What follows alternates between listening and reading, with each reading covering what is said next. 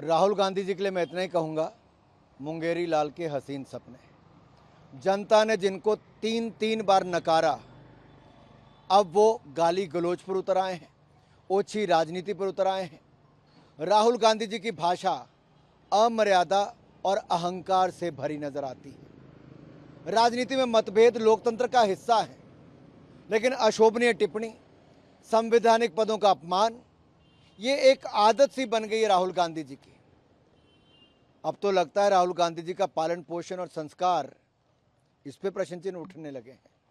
कांग्रेस की मानसिकता उजागर हो रही है। भारत की गौरवशाली राजनीतिक परंपरा रही है और इस गौरवशाली राजनीतिक परंपरा का अपमान बार बार कांग्रेस पार्टी के नेताओं ने किया, विशेष तौर पर राहुल गांधी जी ने किया है। आप कल्पना कीजिए, एक महिला विदेशी राष्ट्रीय अध्यक्ष पर अभद्र, अमर्यादित और ओछी टिप्पणी करना, ये राहुल गांधी जी और कांग्रेस की मानसिकता दिखाती है। दोनों कांग्रेस के वो नेता जिनकी परिवार की महिलाएं उच्च पदों पर रही, वो एक महिला राष्ट्रीय अध्यक्ष के बारे में ओछी टिप्पणी करें तो महिलाओं के प्रति कांग्रेस की सोच क्या है दिखती है। महिला आरक्षण का कांग्रेस विरोध क्यों करती है ये दिखता है। और जानबूझ के डिलिमिटेशन बिल क्यों नहीं पास होने देते ताकि महिलाओं को 33% आरक्षण, ये दिखता है। लेकिन अब विदेशी महिला राष्ट्रीय अध्यक्ष पर अभद्र टिप्पणी करना, अमर्यादित टिप्पणी करना, ये इनके चरित्र को दिखाता है, इनके पालन पोषण को, इनके संस्कारों को दिखाता है। नेता प्रतिपक्ष राहुल गांधी जी सदन में और सड़क में दोनों में पूरी तरह से विफल रहे। ना युवाओं ने उनको घास डाली, ना सदन में उन्होंने चर्चा होने दी।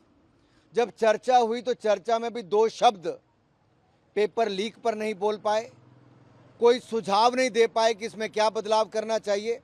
और अपनी सरकार में जब उनके कांग्रेस के शिक्षा मंत्री थे, जिनके समय 17 पेपर लीक एक राज्य में हुए, उसको कांग्रेस का राष्ट्रीय अध्यक्ष बना दिया।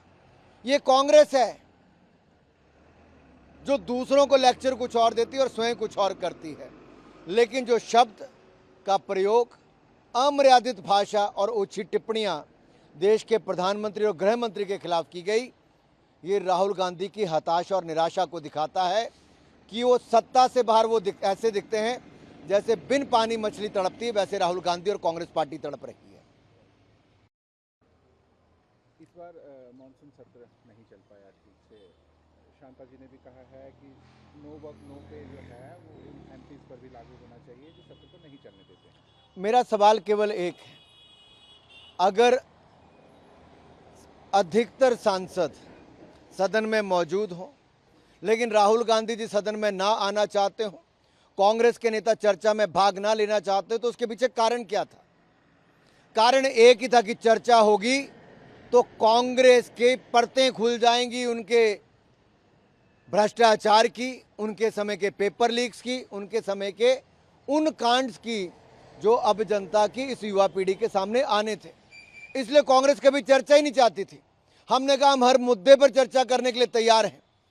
जैसे ही नीट पर चर्चा हुई, कांग्रेस के 100 पेपर लीक्स के मामले सबके सामने आ गए और कांग्रेस के पास कोई जवाब नहीं था। हमने ये दिखाया कि हम कैसे 10 साल की सजा और 10 करोड़ रुपए का कड़ा दंड उन लोगों को देंगे जो पेपर लीक के मामलों में शामिल होंगे। लेकिन इस पे भी कांग्रेस का कोई सुझाव नहीं आया।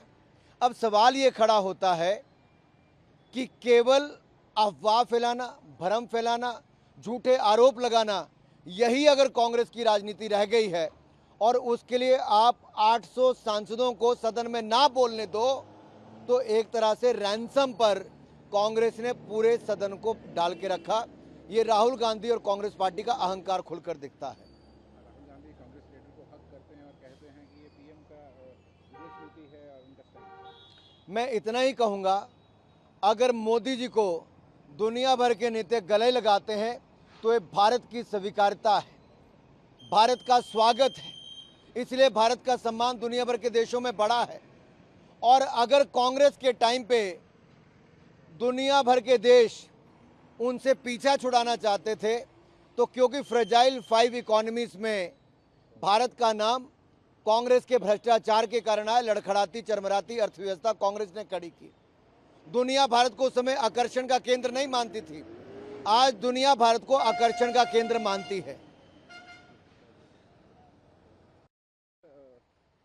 ईरान वॉर को लेकर के राहुल गांधी का मानना है कि पाकिस्तान जो है वो बेहतर स्थिति में आ गया है, बल्कि भारत को वहाँ होना चाहिए था। राहुल गांधी जी के बयान अधिकतर चीन और पाकिस्तान के समर्थन में ही होते हैं, और एक बार फिर राहुल गांधी जी ने बता दिया कि उनको पाकिस्तान ही प्यारा है, चीन ही प्यारा है, इसलिए उनकी तारीफों के पुल वो बांधते नजर आते हैं। और जब चुनाव आते हैं तो पाकिस्तान के नेता भी राहुल गांधी की तारीफों की पुल बांधते रहते हैं। वंदे मातरम को लेकर के भी कुछ नेताओं में संशय बना हुआ है। इस पे कोई संशय नहीं होना चाहिए।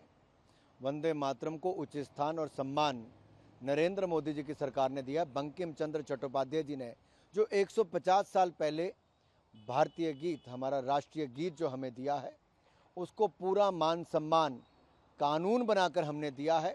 जो हमारे राष्ट्रगान के लिए दर्जा है वही अब राष्ट्रीय गीत के लिए दर्जा है, इसलिए सभी को राष्ट्रीय गीत को भी वही सम्मान देना चाहिए। पंजाब के फॉर्मर डिप्टी सीएम जो थे सुखबीर सिंह बादल, उन पर हमला हुआ है महाराष्ट्र में। हम ऐसे कायराना हमले की निंदा करते हैं जो सुखबीर सिंह बादल जी पर हुआ है, और उनके जल्द ठीक होने की प्रार्थना भी करते हैं। और इतना ही कहूँगा, लोकतंत्र में हिंसा का कोई स्थान नहीं है, और इस तरह के बार बार हमले जो सुखबीर जी पर हुए वो दिखाता है कि कुछ लोग पंजाब में अशांति वाला माहौल पैदा करना चाहते हैं। अनुराग जी, मेरा आखिरी सवाल रहेगा, एयर इंडिया के एक पायलट को ड्रग अब्यूज में अभी हाल ही में पकड़ा गया है, वो उन्होंने ड्रग लिया। जांच चल रही है, जैसे उस पर जांच पूरी होती है नियम अनुसार कार्रवाई की जाएगी। तो आप भी फ्लाइट्स में आते रहते हैं, किसी तरह का डर का माहौल है? कोई डर का माहौल नहीं है।